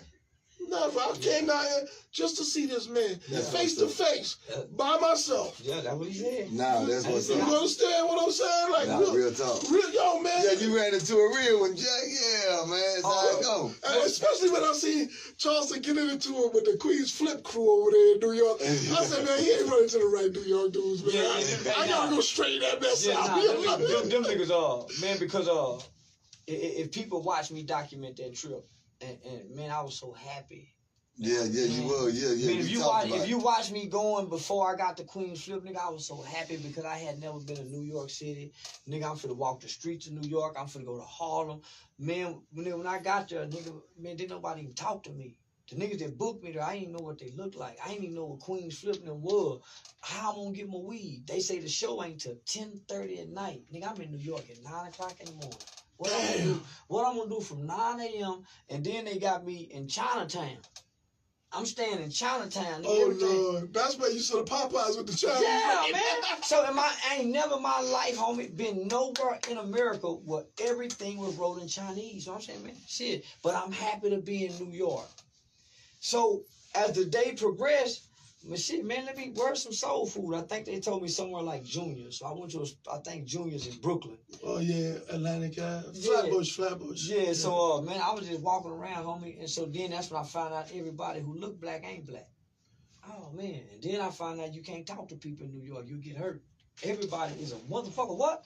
No, I was just trying to get some weed. Motherfucker look you right in your eyes. The police. Motherfucker look you right in your eyes and not say nothing. Man, I didn't want no weed, man. So when I got the Queens Flip, it was an eerie feeling. I said, man, what these niggas got? And they vibed. They wasn't talking to me. It wasn't no, hey, brother, what's up? It wasn't welcoming. So as the show went on, if you go back and watch that show, you can see where I realized, oh, no, man, these niggas got me up here to make a mock. You can see where I flipped because I realized, oh, no, I don't know what these niggas doing. I would just keep it a buck, you know. When I don't watch a lot of people's stuff, right? Because I do my own stuff. Because we got to talk about school TV, too. Yeah, we ain't doing I'm here with you, bro. Yeah. I'm here with you. Look. But what I saw, right, at the end of the day, I saw that you was by yourself and you was far from home. Yeah. And I saw that you didn't hold back. And despite anything else, that stood out to me. Thanks. Because when a lot of people, man, you know, there's this thing my mom said, when your hand in the lion mouth, you got to ease it out. You wasn't easing it out that day, bro. Mm-hmm. So I was like, yo, who is this dude, man? Like, what's up with him? Like, yo, and I think Queens flipping them, they like comedians or internet comedians. Yeah, they're not like street dudes or nothing like that, but still, though. I don't know who these niggas are. But still, you know what I mean? Because, you know, it don't take much for somebody to get out of character and pretend to be something that they not. You know what I'm saying? And then all I can think, man, these niggas know what hotel I'm staying in. They know everything. They know, man, I'm just vulnerable out here, man. I said, man, because it wasn't welcoming. So I said, man, why would... So that feeling, homie, of black people doing a nigga like this, it happens. Yeah. And so peep game. So as I'm flying back from New York to Texas, they done made a video to make it look like I done said, fuck, man. So, nigga, when I get home, I got all kind of Puerto Rican motherfuckers from New York. I'm talking about all type of motherfuckers telling me. So, that's where man, nigga, fuck you, New York motherfucker. Now my feelings hurt, homie. Yeah. I come up there to show love, nigga. Y'all, nah, man, that fucked me up, homie. You know, and that's another thing, right? Like, we was talking about Pac earlier and being a divisive force in the black community, right? I'm from New York, man, but I don't really talk that New York, all that. Yeah. You understand what I'm saying? Yeah. And I'm not mad at people who do, but I think when people talk about where they from, it's because they don't have any individual accomplishments of their own to talk about, so they take credit for everybody else's work. You understand what I'm saying? Like, exactly. You know, like you can say you from Brooklyn or you from this rough hood, but did you run that hood though? Like I had Exactly. You know what I mean? Like, did you run that hood, man? And if you didn't run it, I don't know why you talking about it like that. And that's whether you from LA or wherever. Like, if you're just another face in the crowd, like, man, you shouldn't be flying that banner that high like that. You understand what I'm saying? Like, for me, like, not that I'm not saying I ran anything, but if you go back to my hood, where I was in the 80s, there's kids there that were born after I left that know who I am. You understand what I'm saying? Yo, look, and this is on everything I love. When I first went down there, when I went down to Atlanta, after I left New York with the J thing, I was in the barber shop getting my hair cut, and there was a barber from Queens, from New York. I didn't know who he was. Matter of fact, his name is Real in Atlanta, and this was a funny experience because he said, another barber from New York was cutting my hair, from Brooklyn. And he said, yo, he from Queens? So he called him over and he said, yo, you from Queens? I said, yeah. He said, what part? I said, Hollis. He said, I'm from Hollis. I said, oh, yeah. I said, who you know in Hollis? You know the man said my name, but he was talking to me. Boy, I done seen it. I done seen it. They do his brother. I swear to God, I seen it. They do that nigga brother. They do Dewberry's brother like that. I see it all the time, but I look at this nigga like.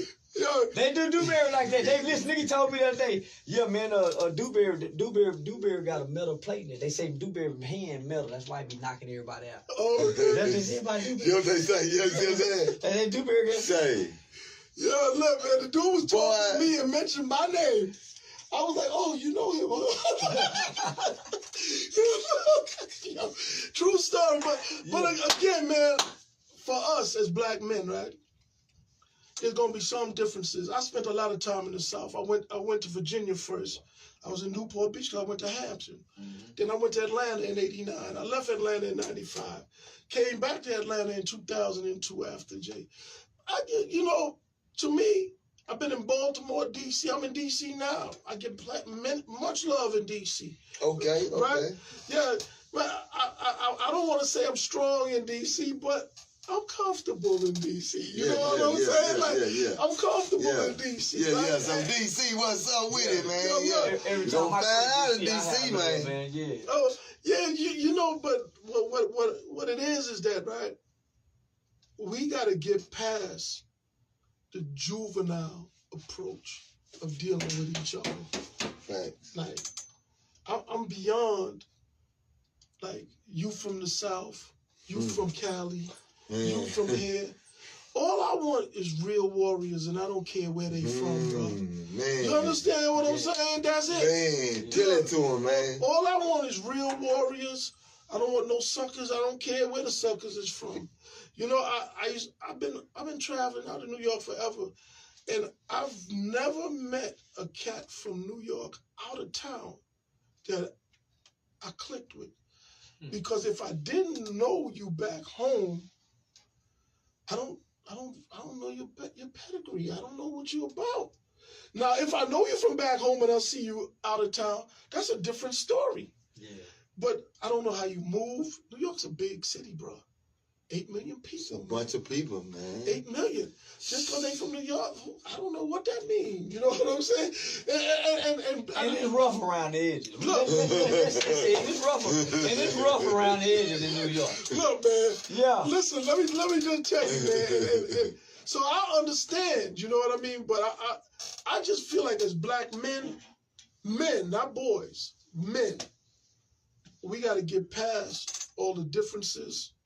We have to accentuate the things that we have in common. And more importantly, Charleston White may not do things that I would do. I may not do things that Charleston White would do. But what we have to do is find out where there's some commonality and not worry about the differences. Yeah. You understand what I'm saying? Yeah. We have to find that commonality and get shit done. Because look, man, we losing out here as a people. Don't ask me about my God when we need to be helping the kids. Come on, man. That ain't got nothing to do with it. See what I'm saying? Yeah, exactly. Don't ask me about my neighborhood, nigga. We just trying to help these babies. Look, man, and we're not going to worry about none of that other shit. We're going to get the mission done because ain't nobody doing nothing, man. But not enough because we losing. all these token representatives we get elected to office. I mean, you turn on the TV and you see black people, and you know they talking about black excellence, but they spend most of their time in white spaces. You know what I mean? And again, our children don't get to see these black faces. Yo, look, man. Our children don't see black football players, black politicians. All these people that we get to see on TV, our children never get to see. Listen, brother. I got behind Coleman. We started a educational foundation in Detroit teaching STEM. We're partnered with Detroit Public Schools. We're in the process right now of building a lab in one of the top schools because they didn't have a lab in the school. Because we're getting the money. This is the stuff that I'm doing, right? This is what I'm doing. Thanks, man. You understand what I'm saying? Work. He building. He creating dreams for children with elevators in it. Look, bro. We all can't be activists. We all can't be TikTok influencers. Thanks, man. We all can't be rappers. Listen, man. The world, AI, automation, all that. Even with cybersecurity, for the ones who can't really do that high-level stuff, they can become cybersecurity experts without going to college. There's about over 2 million cybersecurity jobs needed. Do you know why? Because it's you can't be a foreigner and do cybersecurity. It's a national security risk. So if you are a black American and you're a young man, young woman, and you are adept with computers and technology, that may be something you want to get into. You don't have to go to college. Everybody don't have to get into cryptocurrency. Do y'all really mean say everybody don't have to go NFT? Look, because that's what you just said. See, I didn't know nothing about that, but you know. Look, man, these kids, man. You know, like, I'm worried about the kids because their parents is in the club. You understand what I'm saying? Every night. Yo, so somebody got to show them something so they can break the cycle. Because if they know better, they'll do better. You know what I mean? And I don't have time to debate with grown people or people who think they grown and know it all. Man. My whole thing is this, right? Whatever you do, if it's working for you, man, keep doing it. Keep doing it. But if it ain't working for you, you cannot be resistant to change. You cannot. You have to understand it. Look, man, the shit that I'm doing ain't working. You and I both agree that when we down, we try to figure out what we doing wrong. Yeah. Not enough of us do that. Yeah. We keep doing what we've been doing. You know, they said that's the definition of madness. For real. To do the same thing over and over and expect a different outcome. Thanks. You know what I mean? Like, so, look, man, these kids, man, and our black kids are lagging behind. We in Detroit, most of the kids, not most, but a large percentage of the kids who benefit from what we're doing, they're Latinos in Southwest. Do you know why? They taking advantage. The foreigners with the values in the household, education, get that, do that. Yo, we have to start. We have to change our values. You know, we used to have great traditional values as a people, and integration. All it did was, integration to me is code for assimilation. And what did we assimilate into? We didn't assimilate just into whiteness. We assimilated into liberal whiteness, which is a lot of feminism, LGBTQism, and a whole lot of stuff that it's wreaking havoc on them too, but they have the resources to recover from it. We don't. You see, when they get on drugs, they go to the rehab and they get straightened up. And guess what else that they got? They got us. They can always get a job mentoring us, being our counselors, being our teachers. Yo, when you can't make it in the white world, there's always the niggas. You understand what I'm saying? You can go down there and work with them niggas. And listen, man. White privilege is getting the benefit of doubt, especially from black people. And being black is getting nothing but doubt, especially from black people. You see, and what that means is a average Rudy Poo ass white man could pop up in a black community and play tough. Be the savior. He will get the kind of trust and respect extended to him that you or I would have to fight for. Listen to all the stuff that I'm telling y'all that I'm doing. I'm not looking for a pat. I had to fight. I ain't lying. I had niggas coming up. No, I know exactly what you're talking about. Right here in this city. Look, man. I'm educating the kids. I'm trying to run black candidates. I'm making black films. I made Black, White, and Blue. I'm making a boxing documentary right now. All of this stuff I'm doing myself. The stuff that everybody likes to get in front of the camera. We need to tell our own stories. To do it. We got somebody doing it. Here I am doing it, right? And he ain't begging for y'all money. And I ain't asking nobody for nothing. And where the fuck are y'all? Y'all talking about you the nigga that killed Jam Master Jay. You understand what I'm saying? Like, yo, bro. That's why I tell you, man, sometimes I'll be like, I ain't really fucking with niggas. You mean, yeah, I mean, that's why I be saying, man. Right. Yo, look, man. That's why I be expressing that shit, man. Yo, man. Everything I do is to help black people. That was not always the case in my life. But for the better part of the last 15 years, 17 years, that has absolutely been the case in my life. I mean, tangibles, man. Not just, encouraging words.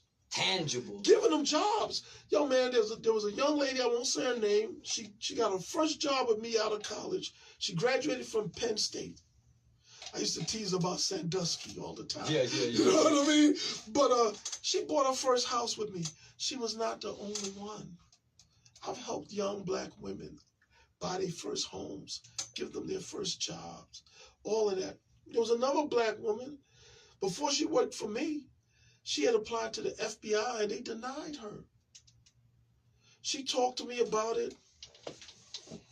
She wanted to write an appeal letter because they said, I could write. I said, I'll write it for you. I wrote her appeal letter. She's my employee now, right? Yeah. I write her appeal letter. You know where she's working right now? The FBI. The FBI, bro. So I'm not perfect. No, I'm not that. I'm not on the Forbes list. Far from it.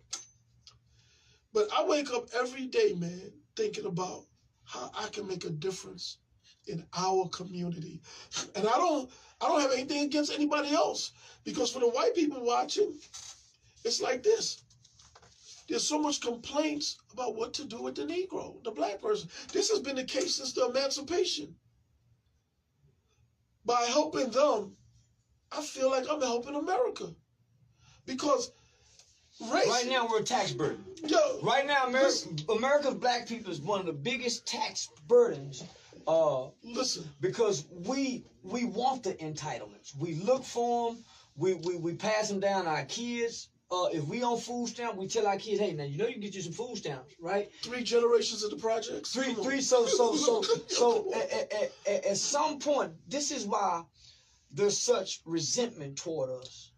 There's a lot of resentment toward us from everybody because they feel like we're a liability and not an asset. Yeah, there we go. Oh, my bad, man. Yeah, that's it right there, man. That's it right there, man. In actuality, even though we consume, we spend our money, we're liability. Yo, look, man. Simple-minded people think that people don't like us because of our melanin and all this. They don't like us because they think we're coming to take from them. And we don't even really understand it. Just because they white don't mean they have. A lot of them in the same boat we in. So they like, can't get a bank loan either. They like, yo, man, what you coming to take? The loot that I got? Shitting me. You understand what I'm saying? And I'm not negating reparations or none of that. Look, man, if that's the hill you want to die on, knock yourself out. I'm trying to help these kids, man. Yeah. One thing our kids don't want no reparations. They want some opportunities. They want some alternatives to what's now. They need directions too, though. Because in order to appreciate the opportunities, they need the directions. They do. Yeah. And that goes back to the home value system. Yo, man. LeBron James can't save everybody. Jay-Z can't save. I don't know if they're saving anybody, to be honest with you. But, they say LeBron opened a school. White folks run it. Come on, man. Yeah, white folk. He ain't got no black dean. It's a city school. Yeah. It's a city school. He did give up $2 million, which is $2 million more than I gave. But at the end of the day, he doesn't have any say-so in the curriculum or anything. They can be the hire, the fire, or nothing. He just a name in the face. And the like donor. we always, and the donor. well, he paid for that with his $2 million. Yeah. He got some good publicity. But it's still, I mean, I'm not knocking him. But let's be honest about what's going on. This celebrity worship shit got to stop too. Idol worshiping. It's idolatry all day, every day. See, we in the position we in because we as a people have strayed from righteousness. All of this stuff, idolatry, money worshiping, all of this stuff, man.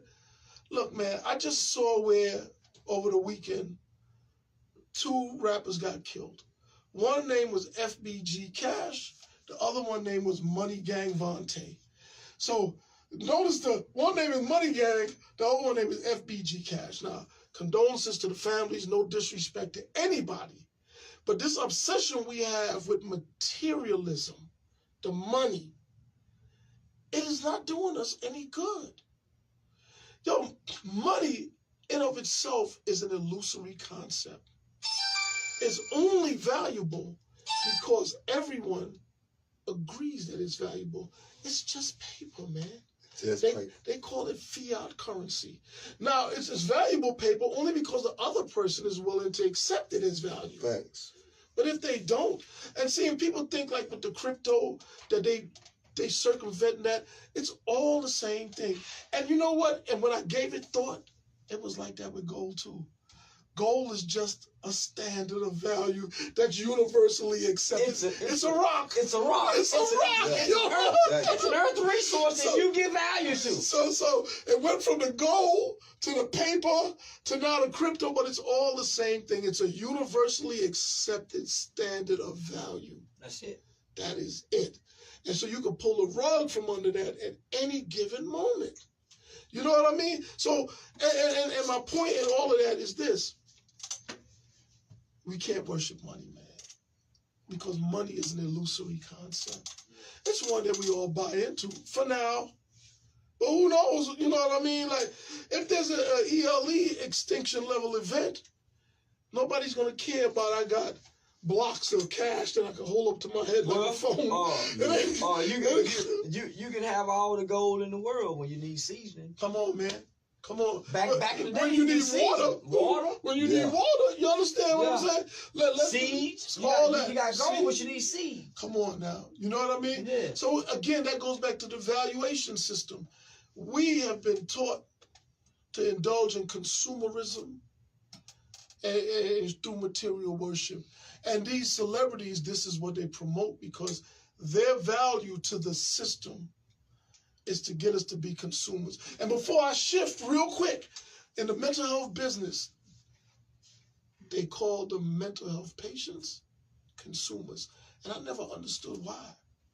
Because I used to write the notes, and they'd be designated consumers.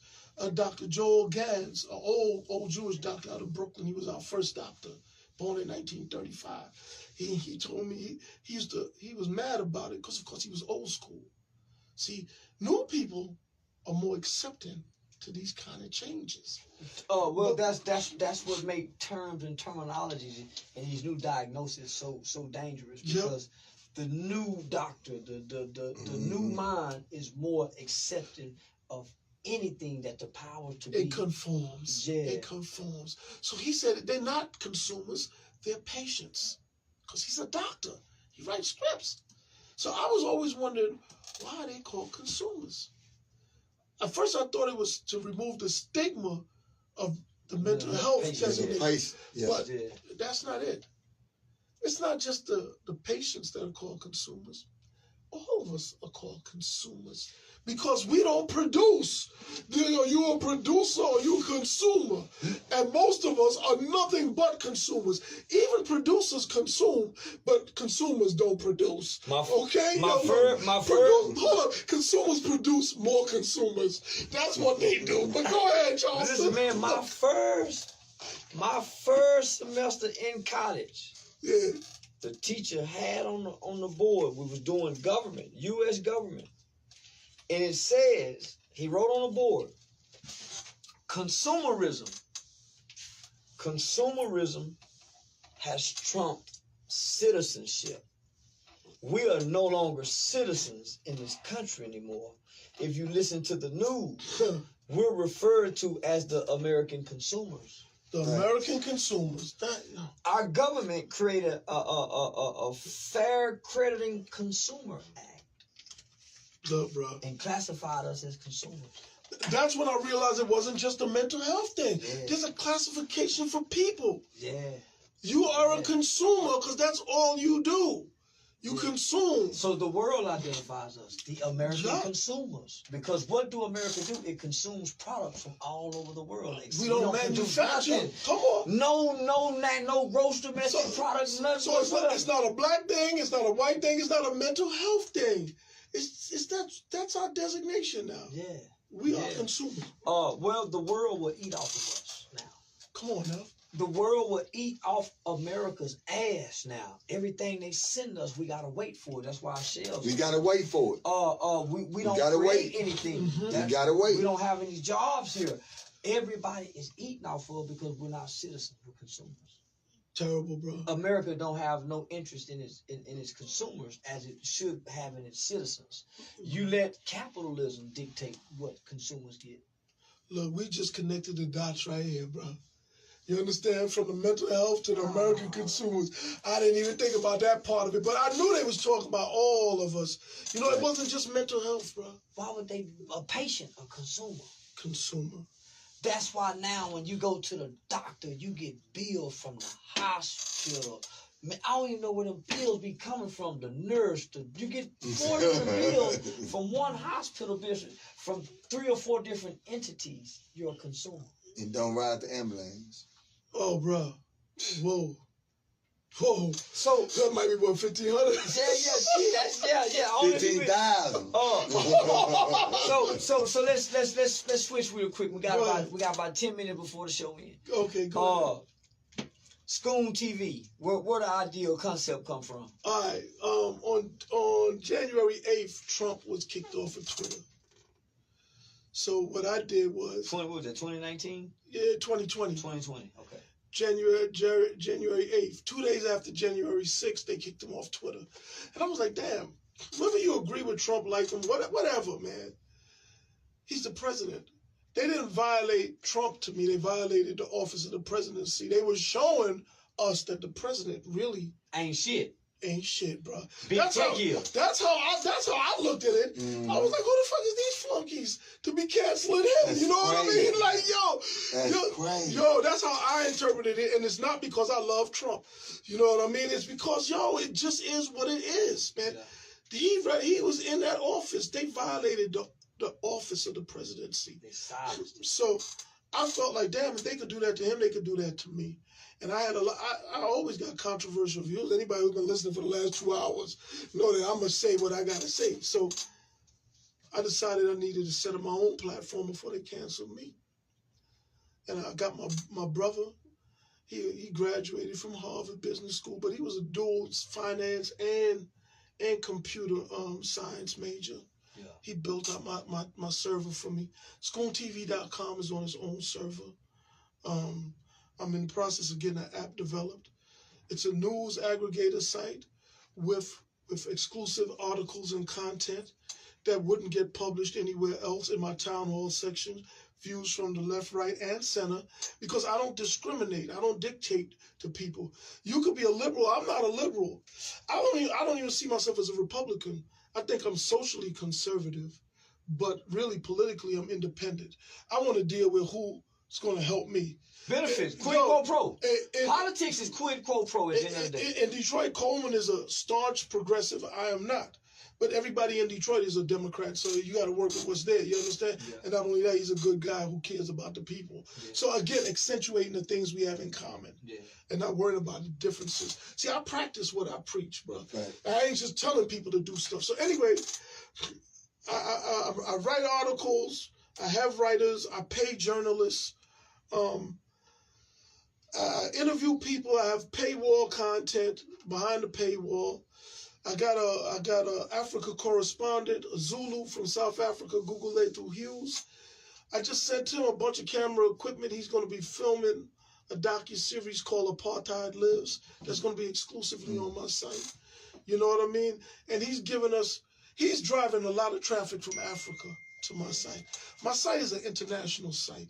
I try not to do the celebrity stuff unless it's some kind of political relevance that's going on. You know what I mean? Like, it's not a blog, it's not a gossip. I'm not knocking those things.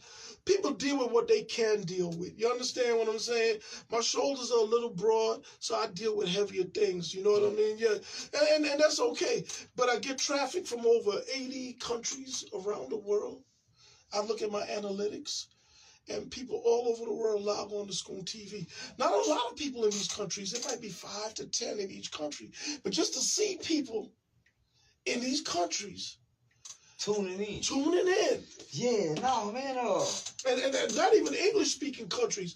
I'm talking about China, Japan, India, Russia, Turkey, Iceland. I've seen them all. Yeah, I'm trying to get on that server you on. Yo. Yeah, because that's big.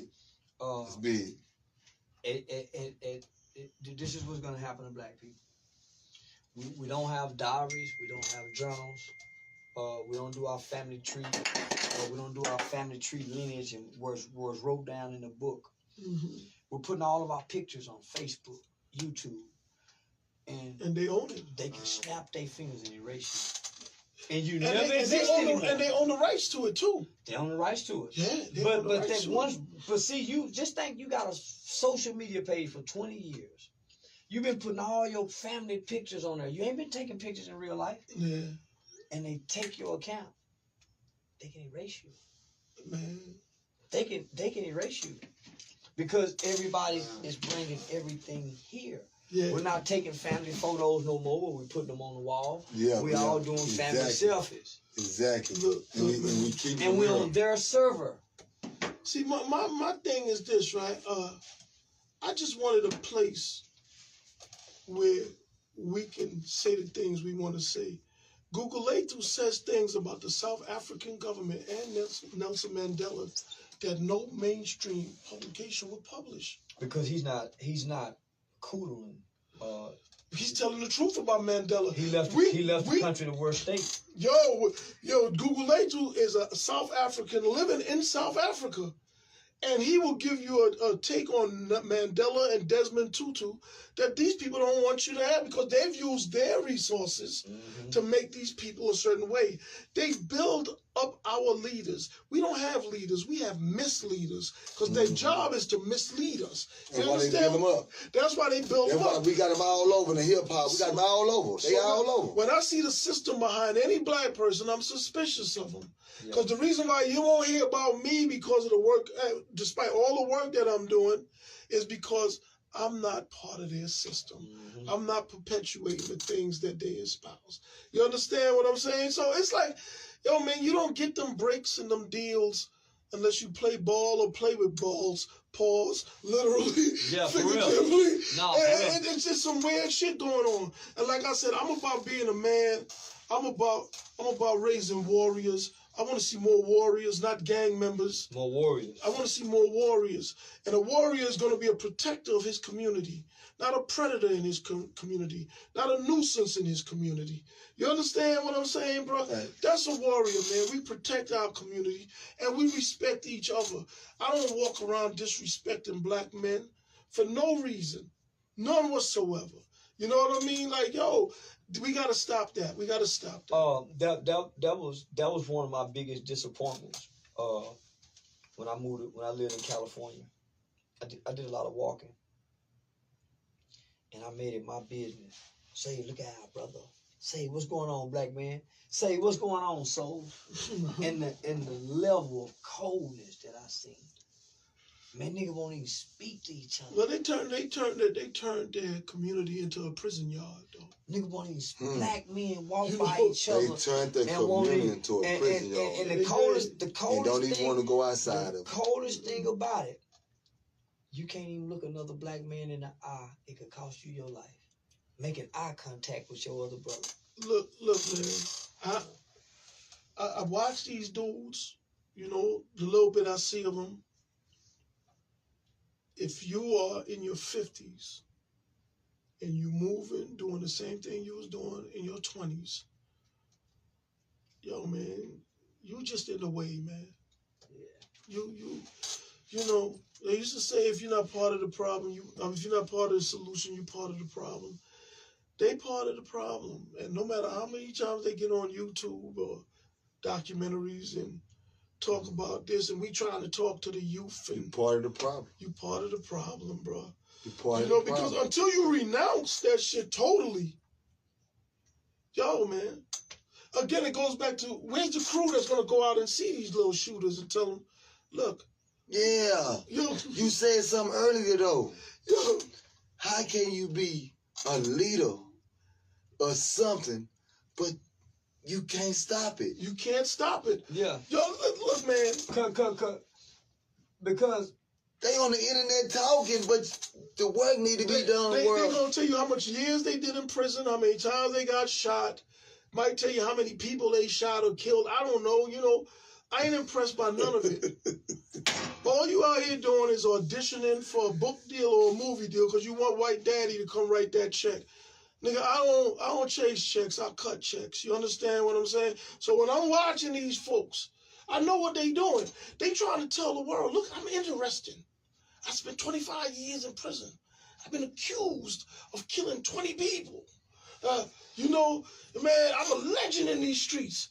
They just hoping some white producer be like, let's get him on the phone. Man, you said some good I shit, know it. boy. I know it. So I know it, man. to me, all they doing is twerking. That's it. Oh. They just twerking. If you a motherfucking man, you get out here and you make your way. And you ain't out here auditioning for nobody. You know what I mean? Look, man, no shots at Bobby Shmurda. He's a young dude, and he was young when this happened. But I did not like that scene of him dancing on the table for L.A. Reid and them. I don't like that type of shit. But he was a kid, though, right? And he didn't have the right people around Or him. he was shooting guns, and he was, you know what I mean? Me watching them dance on that table, I was like, yo, where was the... I couldn't have been around. I wouldn't let that happen. But the question is, we got the youngsters being fascinated by what they bringing to the table with the money, and when they do it, the game is separate yourself from him. Man, look. You the knowledge. They try to make them separate themselves from you. Homie, I'm not talking about Bobby with this statement I'm about to say, or anybody in particular. But if you out here willing to do anything for money, you ain't no better than a whore. You're a prostitute, man. If you willing, if you're willing to do anything for $1, is there anything you won't do? Is there anything you won't do for $1? Yeah. That's the reason why right now, the Game Related Podcast, we create our own narrative. We ain't bagged by nobody. Everything we doing it our goddamn self. I had a 501c3. I got it in 2012. I never applied for no grants. I never asked for donations. Mm-hmm. I had a Jewish lady out of Baltimore. She was an attorney that worked in a lot of youth justice. She said, Charleston, your community is going to have to learn to be self-sustainable. I met a guy by the name of Bart LeBeau. At the time, Bart LeBeau was the executive director of the Annie Casey Foundation, which is a 501c4 that gives money based out of Washington, D.C. to the 501c3s. He gave me this book that's called The Revolution Will Not Be Funded, and it's written by the Jewish Council. It's written by the Jewish Council, and it breaks down the nonprofits. We think we're doing something with a nonprofit. When I got that book, I let my nonprofit go. I wanted to go to my community and say, y'all, we need help, and we help us. And I was able to do that by showing my people that I can be self-sustainable without asking for no donations. Yeah, with the foundation in Detroit, I funded it. We've gotten money from people, but it started with me putting $50,000 to $60,000 of my own money into it to get it off the ground, bro. Yeah. No, it's not $2 million like LeBron, but $50,000 to $60,000 from me, is like $2 million. So You understand what so this is what she told me. The biggest problem. She told me this is the problem that we have as African American people when we're asking other people for their money. Why would any corporate give you or any donor give you some money when you can't even get money from your own people? Yeah. Those are your constituents. You saying you're helping those people, but they won't help you. Why would we give you our money? That's why nonprofits don't get money. Yeah, look, man, it's a tough road, bro. Everything is harder for us, but when you find a brother